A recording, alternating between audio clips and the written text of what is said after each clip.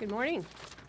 A few weeks ago, I shared with you all how the president had a choice. And the choice was whether he was going to listen to the American public and whether he was going to support women's health care or whether he was going to support Washington mandates and the misuse of taxpayer money going to Planned Parenthood.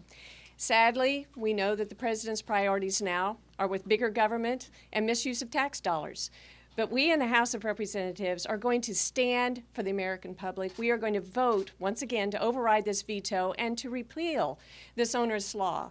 And the reason we continue this battle is not only because we are staying for the American people, because we care about the American people, and Obamacare is hurting them. Let me share with you a story from my district that happened about a year ago. After church, my husband and I and my daughter went to Wendy's, like we often do, grab a hamburger, and a friend I hadn't seen since high school, which was just a couple of years ago.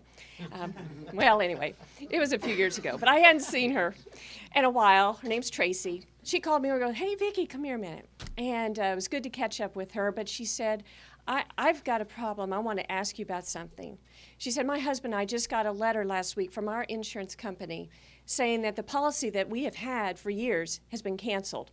And the only policy that we have now is going to cost us $6,000 more a year, and it's going to have a $6,000 deductible." And she said, "Vicky, we don't have that kind of money. What am I supposed to do?" And I didn't know what to say. Should I advise her to break the law and not have an insurance policy? Because that is part of what is wrong with Obamacare. It mandates, the government mandates to the American people that you have to purchase an individual private policy and then dictates what is in that policy. So should I advise her to break the law and not have a health care plan?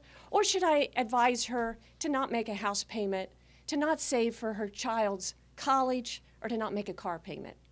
These are the choices that too many of my constituents and our constituents, the people of this country, the good people of this country, are facing. That is why we are standing here today. That's why we continue to fight. That's why we must repeal Obamacare, and we must replace it with something that gives the American people more control and more choice and frees them up from the Washington dictates that are hurting them and their families. Thank you. Excellent.